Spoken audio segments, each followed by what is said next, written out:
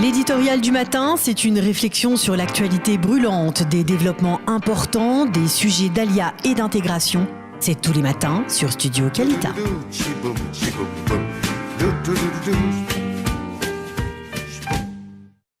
Et 47 minutes, vous êtes toujours sur Studio Qualita et notre dernier invité de cette heure d'information, c'est Daniel Rouache qui est le président de la Chambre de commerce Israël-France. Bonjour, monsieur Rouache.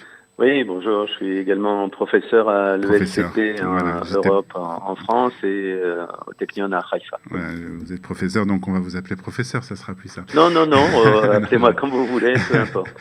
Alors, on va parler avec vous des relations, puisque c'est quand même votre domaine que vous connaissez bien, c'est les relations commerciales entre Israël et la France, puisque la semaine dernière, le ministre israélien de l'économie, Eli Cohen, s'est rendu en France et il a comme volonté de doubler le volume commercial entre Israël et la France. Alors avant de parler de ces déclarations, de ce qui s'est passé la semaine dernière, parlons un peu des relations actuelles, des relations commerciales actuelles entre Israël et la France, entre la France et Israël. Comment vous pouvez les qualifier?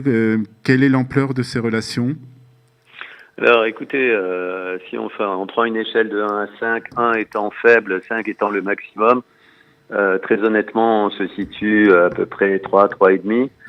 Les relations sont bonnes, elles sont pas excellentes sur le plan commercial. Par contre, elles sont tout à fait exceptionnelles sur le plan des échanges technologiques, des partenariats. Et ça, c'est une base d'espoir exceptionnelle pour les deux pays. Alors, vous dites au niveau des relations commerciales, des échanges commerciaux, vous dites qu'il y a mieux, on peut faire mieux? Alors, en fait, c'est très simple. Vous prenez les entreprises du CAC 40 en France, prenez les grands groupes industriels, vous posez la question qui est présent en Israël, vous les voyez tous présents pratiquement, sauf que l'importance de la présence des grands groupes industriels multinationaux français en Israël est finalement assez faible si on la compare avec les Allemands, les Britanniques, les Chinois, les Américains. Donc les grands groupes industriels français arrivent ici, sont présents, ne sont très rarement des grands leaders. On peut dire que le vraiment grand leader présent en Israël, c'est le groupe L'Oréal. Sinon, on a des opérations commerciales, industrielles, mais en termes d'investissement massif en matière de recherche et développement, très franchement, c'est faible. Alors, comment vous expliquez justement ce niveau faible d'investissement entre les deux pays? Écoutez, c'est très simple. Les Israéliens connaissent très peu la France économique industrielle. J'enseigne au Technion de Haïfa. C'est pour ça que je faisais la référence par rapport à mon expérience. J'emmène tous les ans entre 15 à 25 étudiants des programmes exécutifs du MBA en France. C'est des gens qui sont dans l'industrie israélienne et très très très rarement on observe une connaissance approfondie du tissu industriel français, de l'importance de la France, de vraiment il y a très peu d'Israéliens qui savent que la France fait partie des grands exportateurs mondiaux, qu'il y a plus de 30 à 40 multinationales françaises qui ont plus de 60 000 employés, etc. Donc il y a une méconnaissance absolument incroyable du tissu industriel français. Du côté français, il y a énormément de missions françaises en Israël. Les grands groupes sont tous venus à un moment ou à un autre, mais les résultats sont assez faibles. C'est la montagne qui accouche d'une souris. C'est lié à d'abord des incompréhensions culturelles. Vraiment, on a beau le dire, ça paraît être une tarte à la crème de le dire qu'il y a les deux parties ne se comprennent pas, mais vraiment elles ne se comprennent pas, même si les Français aujourd'hui parlent l'anglais de mieux en mieux avec des efforts réels. Les Israéliens font des efforts pour comprendre la France, mais il y a ce qu'on appelle en anglais des mismatchs, c'est-à-dire des incompréhensions majeures. Et en fait, c'est dans le temps qu'une coopération s'inscrit. Et on se rend compte que dans le temps, il y a des difficultés de compréhension. Les Français vont beaucoup plus lentement que les Israéliens. Les Français sont beaucoup plus orientés vers les grands groupes multinationaux. Il y a une forme de pensée qui est différente, de conclusion de contrats, de négociations. Donc tout ça, ce sont des barrières. Il y a une question à de l'entrée. confiance aussi entre les deux partenaires? Plus maintenant. Il y a eu des moments où, par exemple, imaginez le groupe Thales dans le domaine de la sécurité, plus de 60 000 personnes travaillaient avec les Israéliens. Il y avait toujours des soucis. Est-ce qu'on va nous voler nos technologies et nos savoir-faire, etc. Depuis longtemps, les Français ont très bien compris que les Israéliens sont très, très, très actifs en matière technologique. Ils ont beaucoup plus à apprendre. Les Français ont beaucoup plus à apprendre des Israéliens que les Israéliens peuvent piquer des technologies françaises. Donc aujourd'hui, cette méfiance s'est dissolue dans le temps. Il faut savoir qu'il y a un facteur fondamental qui est réel maintenant. De plus en plus de groupes français découvrent les Israéliens à travers les grands programmes européens de recherche et développement, à travers toute cette coopération européenne. Donc les Israéliens sont très actifs sur le plan européen. À un moment ou à un autre, les Français les rencontrent et c'est là où il y a une estime importante qui se crée. Alors justement, le ministre le ministre de l'économie et des finances est parti Eli Cohen et s'est rendu en France la semaine dernière justement pour essayer de développer cette coopération, et il veut doubler le volume commercial entre Israël et la France. Vous pensez que c'est un objectif qui est réalisable? Écoutez, depuis 20 ans, les Français disent qu'il faut doubler les relations entre la France et Israël, et les Israéliens disent qu'il faut doubler les relations. Donc c'est une chanson qui existe depuis très très longtemps.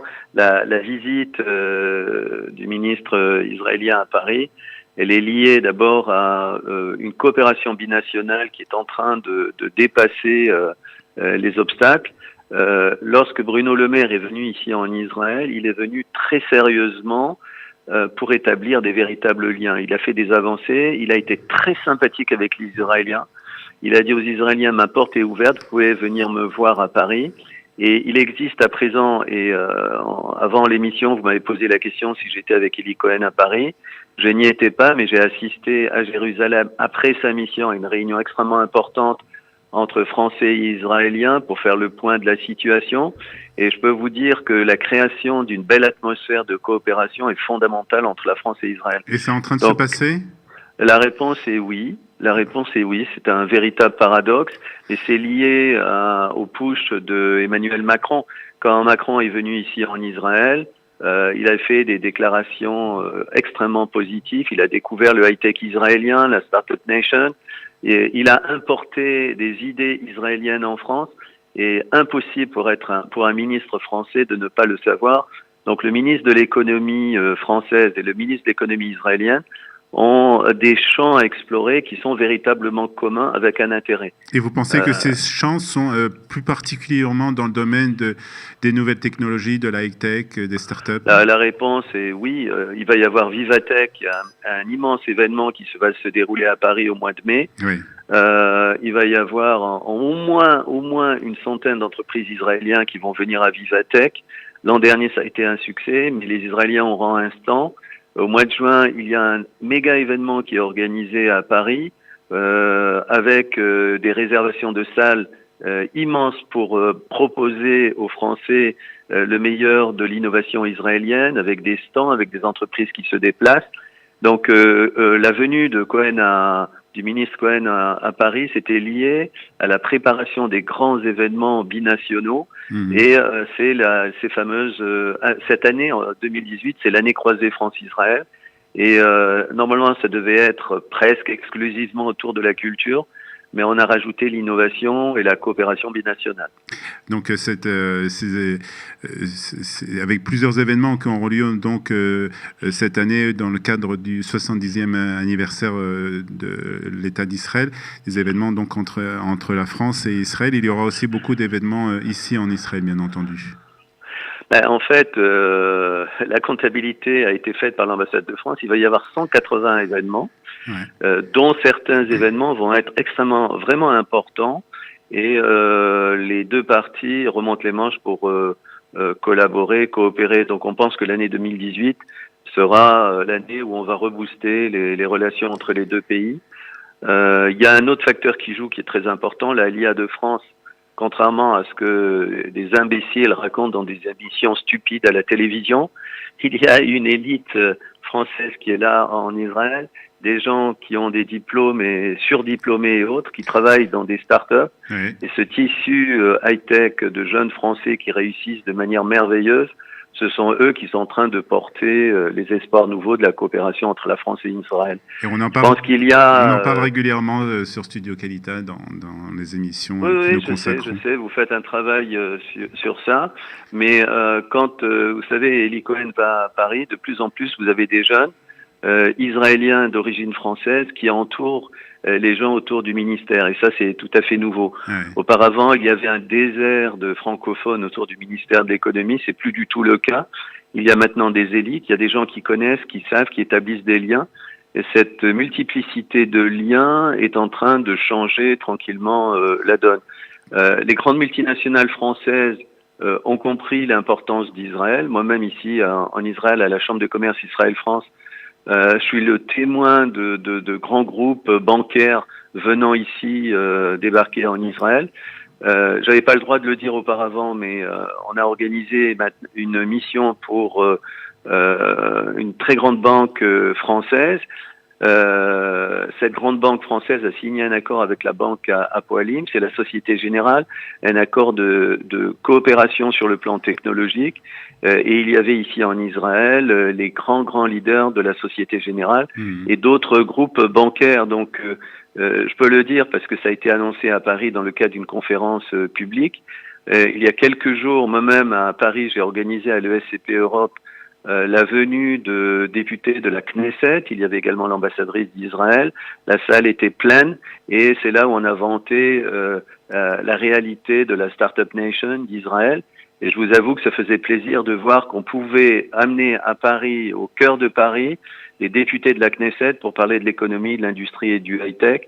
Ceci est vraiment très rare. C'est rare lorsque Netanyahou se déplace à Paris avec des industriels, des hommes d'affaires et autres. Il le fait en Chine et en Inde. En France, il ne le fait jamais. Je vous promets, il va le faire dans l'avenir et ça va être l'une des réalités. Alors que ce soit Netanyahou ou quelqu'un d'autre, peu importe. Oui.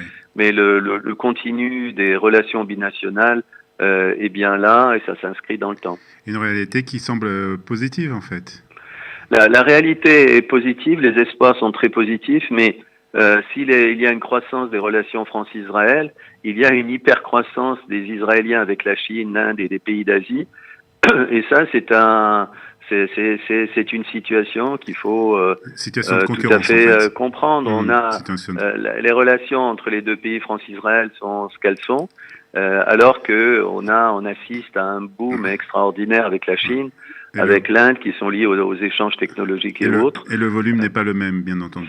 Voilà, le volume n'est pas le même. On a d'autres obstacles, mais vous savez, je préfère être prudent en tant que président de la Chambre de commerce. Si je vous disais tout ce que je vois, vous en reviendrez pas. Parce que j'assiste tous les jours à des gens qui ne connaissent rien aux relations binationales sur le plan économique et qui font des affirmations dénuées de sens. Et c'est un peu dommage parce qu'il faut beaucoup de professionnalisme, il faut travailler sur des dossiers solides, il faut repérer les obstacles entre les deux pays, il faut travailler en long terme. Il y a des règles qui sont immuables pour réussir dans le commerce international et dans le développement international. Et c'est pas avec un chant et des mots tout à fait agréables qu'on fait changer les choses. On le fait à travers des missions opérationnelles, des visites concrètes, des rendez-vous d'affaires. Disons par exemple à la mi-mars, il va y avoir à Paris un grand événement dans le domaine du cyber. Des sociétés israéliennes font le déplacement exclusivement pour une journée. Il va y avoir des rencontres. Donc à la fin, il va y avoir entre 150 à 200 rencontres individuelles entre Israéliens et Français. Et c'est là où les choses se passent. C'est pas dans les plateaux les choses se passent sur le terrain.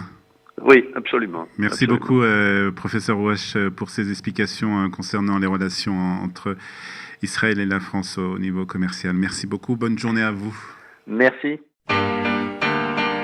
L'éditorial du matin, c'est une réflexion sur l'actualité brûlante, des développements importants, des sujets d'ALIA et d'intégration. C'est tous les matins sur Studio Qualita.